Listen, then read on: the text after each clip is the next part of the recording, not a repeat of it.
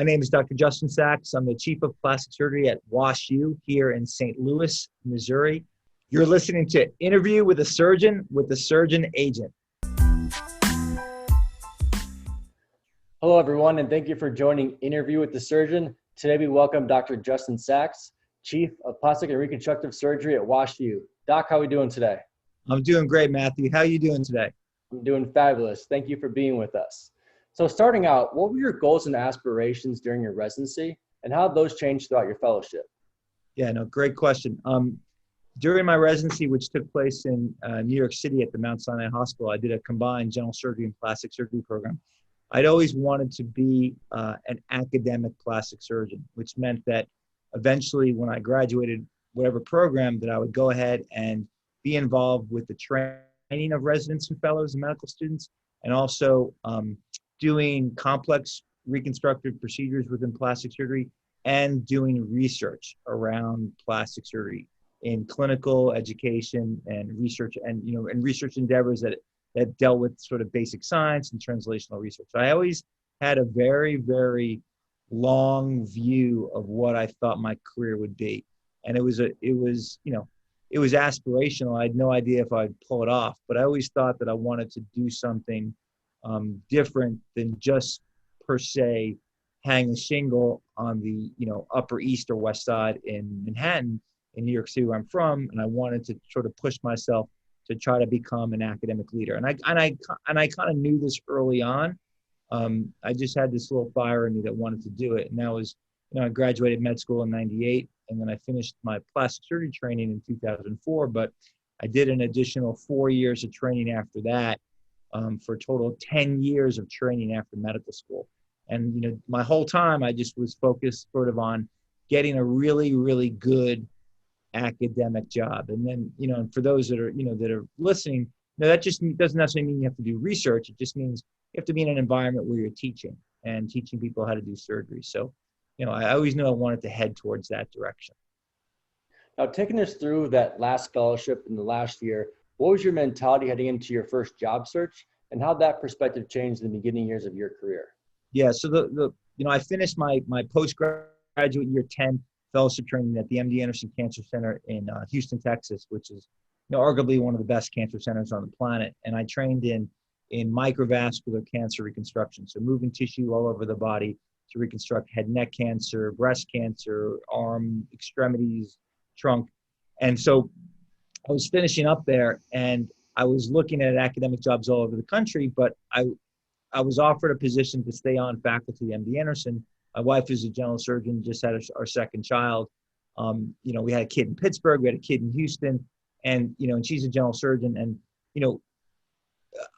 I wanted to keep the family together and not move everybody around. And I wanted to be in the best academic position I could. So MD Anderson was a great start for me. And I really wasn't much thinking about even the finances. I wasn't thinking about, other things other than just nailing down and getting that first really good academic job and keeping my family unit sort of together. Because my wife had just given birth, and there's a lot of tumult when you move people all over the country. I did it from New York to Pittsburgh and Pittsburgh to Houston. So I was actually thinking of it from the lens of a father, husband, and then an academic surgeon. So that's why I decided to stay in Houston for that first academic job, which was, it was an incredible job, an incredible experience. But I just, put my head down, got the job, went to work for a few years there. Now, I know that your focus was on the academic side, but did you ever consider going the private practice route? For me, going into private practice was just not on the table at the beginning. It was just, how do I get to that next step as an assistant professor? So, in surgery or academic medicine, actually you can start out as an instructor, then you go to assistant, then you go to associate, then you go to full professor. And at MD Anderson, I started as an assistant professor. So my goal, eye on the prize, was start as an assistant professor in plastic and reconstructive surgery. And I really wasn't thinking about private practice. For me, I'm a big person in understanding risk.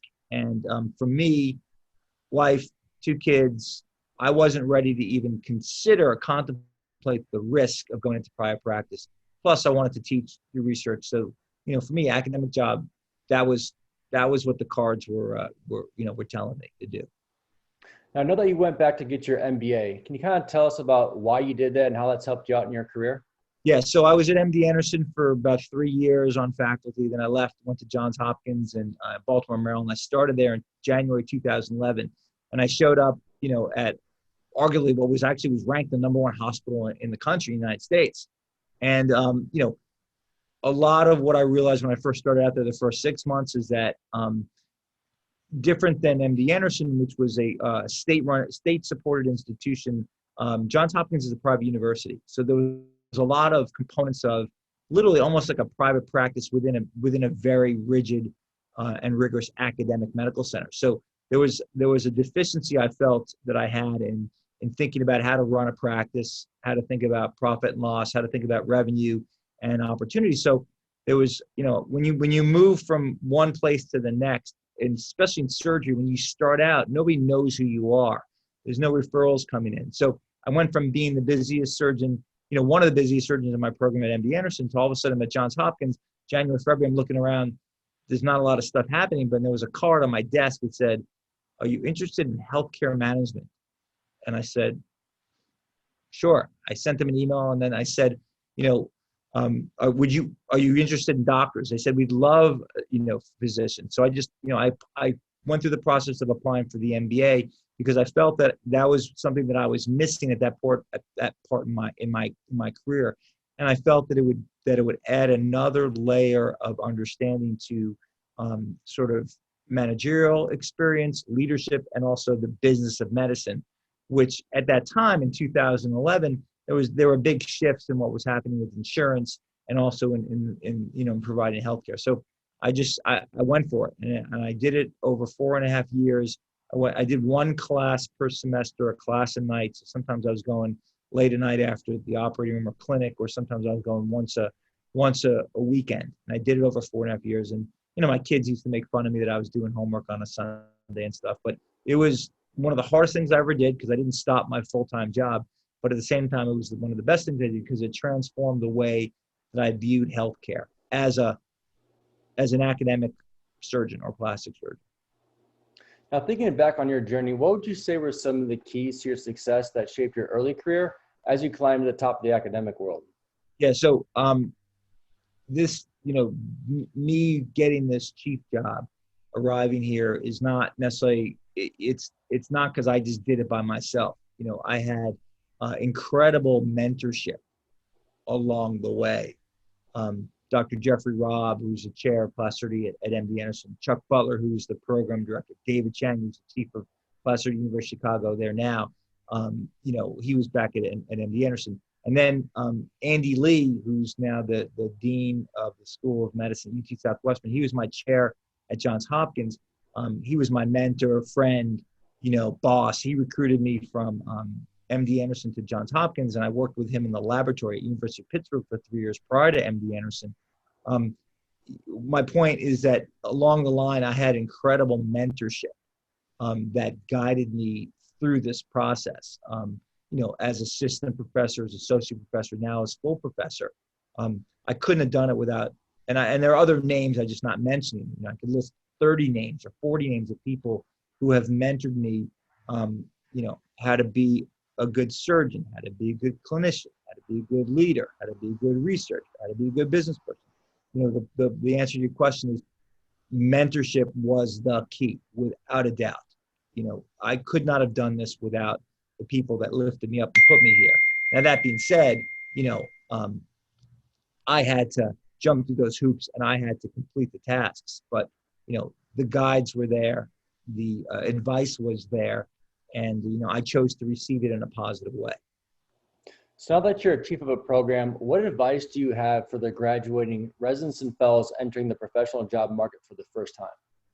Well, interesting question, Matt, because, last time I checked and looked out the window, we're still in the middle of a pandemic. So, this is a very interesting time now to be looking around for jobs, especially in the medical field, because there is some uncertainty.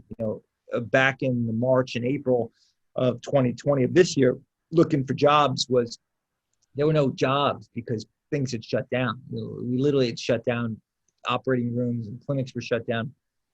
We're starting to crawl out of this. So, I think people can be very optimistic about what's going to happen in the future as we've gotten better therapeutics and hopefully vaccines on the way.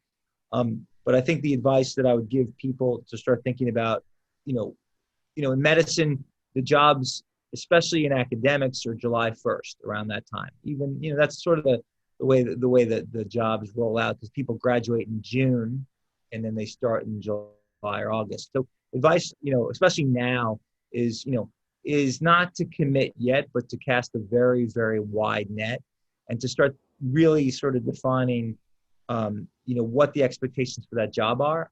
And I always say, know thyself, know what you want.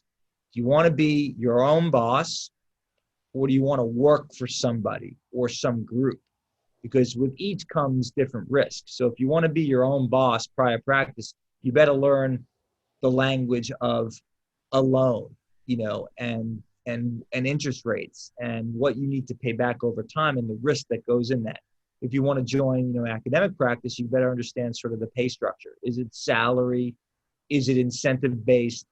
Is it relative value unit based, the work that you put in, collection? So the thing is to cast a wide net, but to really sort of hone down who you are.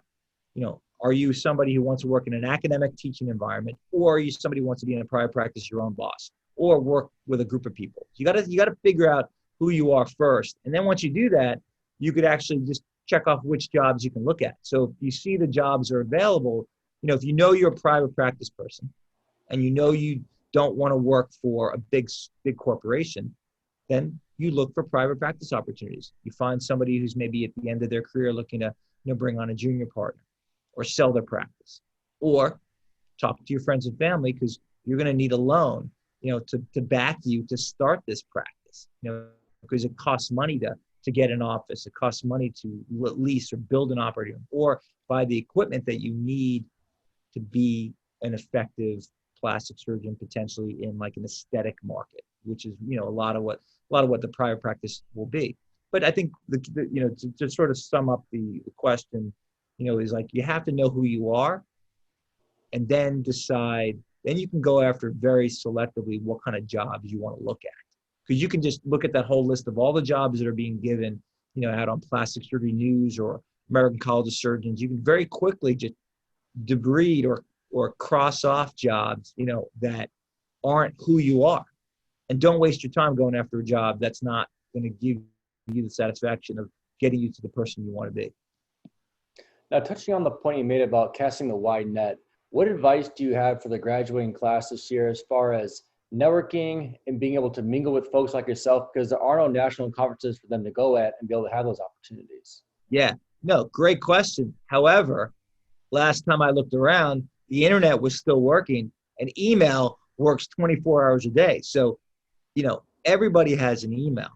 And so, my advice, to people looking for jobs now is polish that CV, make sure there are no errors in it, make sure it looks nice, and create a cover letter and find the email of the person that you want to work for or with or near and send them a nice email, because it's very easy to send an email and then it's very easy to wait for a response. And, sometimes, you'll get a response right away. Sometimes you'll get a response a week later. Sometimes you won't get a response. And sometimes that's your response. Sometimes that could be your response. But I think very easy, you can cast a wide net looking at geographic locations all over the country, if not the world.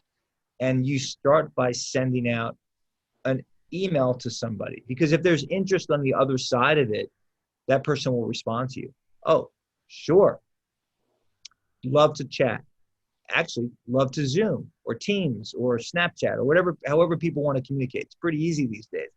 So I think, even though we're in the middle of a pandemic, I actually think because of what's happened, you never let a crisis go to waste. I mean, this crisis has created an opportunity for people to not have to jump on jet planes, to not have to jump on cars. You can easily speed date your way to a job very quickly. We hope you enjoyed this episode of Interview with the Surgeon. Until next time, stay focused and keep following your dreams.